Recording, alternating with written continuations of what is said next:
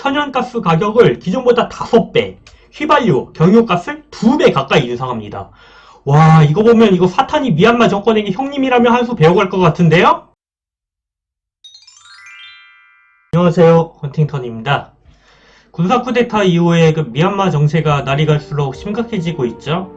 현재 군부에 대한 항의 시위가 수도 네피도를 비롯한 주요 도시들에서 계속 일어나고 있고, 공무원, 경찰 중에도 시위에 동참하는 사람들이 있다고 해요.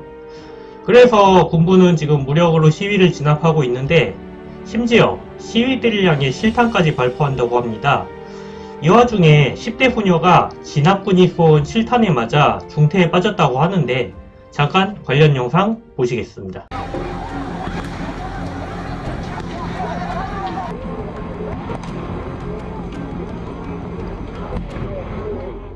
심지어 지금 코로나 시국인데 의료진까지 탄압을 하고 있다고 합니다.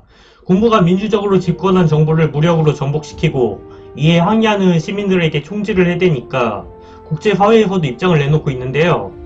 유엔이 미얀마 쿠데타 규탄 결의안을 채택한 와중에 미국과 유럽 등의 서방 세계는 미얀마 군부에 좀 비판적인 입장인 반면에 중국과 러시아는 미얀마의 내정 문제라고 일축을 하고 있죠. 즉, 이 사안에서도 미중 대결 구도가 형성됐다고 볼 수 있겠죠. 이 와중에 아웅산 수지가 쿠데타를 미리 예상했다는 보도가 나왔습니다. 정부 실권자가 이를 예상하고도 방지하지 못했다는 것은 무슨 얘기냐면, 문민정권 출범 이후에도 미얀마의 민주주의가 그만큼 사상 누각이었다는 거죠. 미얀마 민주주의의 취약성은 이전 영상에서 다뤘었으니까 궁금하신 분들은 한번 보시기 바랍니다. 자, 그렇다면 미얀마 정치에서 군부의 영향력은 왜 이리 기형적으로 강한가에 대해 궁금하신 분들이 있을 거예요. 그래서 이걸 이해를 하려면 미얀마 군사정권의 성립 과정부터 좀 살펴볼 필요가 있어요. 자, 1962년 미얀마 군부의 네윈 장군이 쿠데타를 일으켜가지고 인간정부를 전복시키고 집권을 합니다. 이에 랑군 대학 등을 중심으로 항의 시위가 일어나는데, 네윈 정권은 강경진압과 랑군 대학 폐쇄로 대응을 합니다. 이후에 네윈 정권은 버마식 사회주의라는 슬로건을 내걸고 일당 독재체제를 구축하는데, 가만 이거 어디서 많이 들어본 거 아니야? 네, 맞습니다. 북한 정권이 우리식 사회주의 운운하는 거랑 뭔가 닮았어요. 아무튼 네윈 정권은 경제보문을 국유화하고 자급자족을 추구한다며 외국인을 추방하고 소수 민족을 차별하는 등의 폐쇄적인 정책을 추진했는데, 결국 이런 정책들로 경제가 나락으로 치닫습니다. 근데 이런 정책 중에 가장 악권인 것이 화폐개혁이었습니다. 미얀마는 짜시라는 통화를 사용하는데요. 85년에 뜬금없이 75짜시라는 화폐가 등장합니다. 이걸 만든 이유가 참 골 때려요. 왜 그러냐면 네윈의 75번째 생일 기념이라고 만들었대요. 그 외에 15짠, 35짠, 45짠, 90짠 이런 일반적이지 않은 단위의 화폐가 계속 나왔는데, 45짠, 90짠의 경우에도 만든 이유가 되게 골 때려요. 미얀마 사람들이 숫자 9를 좋아해가지고 9의 배수라고 만들었다고 합니다. 참나.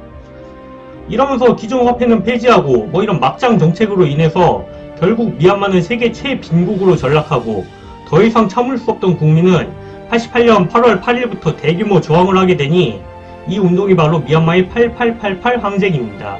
하지만 군부 정권은 이에 강경 진압으로 대응해서 결국 3천여 명이 희생되었습니다. 8888 항쟁의 영향으로 네윈이 퇴진하지만 민주화가 이루어진 것은 아니에요. 군부 내 다른 파벌이 다시 집권해서 군사독재가 쭉 이어지게 됩니다. 90년 총선에서 민주화운동 지도자 아웅산 수지가 이끄는 민족민주동맹이 압승하지만 군부는 선거 무효를 선언하며 굴복합니다. 이번 쿠데타 때도 작년 선거가 부정선거라고 주장을 하고 있죠. 30년이 지나도 참 한결같습니다. 92년 군부 출신인 탄 슈에가 집권합니다. 네윈 정권처럼 부패하고 무능한 정권이 계속 이어졌다는 얘기죠. 그러다가 2007년 8월 15일 미얀마 국민을 경악하게 하는 조치를 시행합니다. 아무 예고도 없이 천연가스 가격을 기존보다 5배, 휘발유, 경유가스를 2배 가까이 인상합니다. 와, 이거 보면 이거 사탄이 미얀마 정권에게 형님이라면 한 수 배워갈 것 같은데요?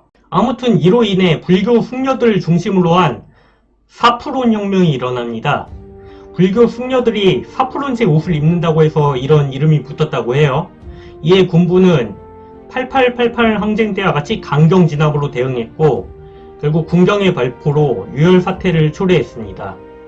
2008년에 군부는 헌법을 개정하는데 외국인 배우자나 자녀를 둔 사람의 대통령 출발을 금지해가지고 실제로 아웅산 수지의 경우 이 조항으로 인해 민주화 이후에도 대통령이 되지 못합니다.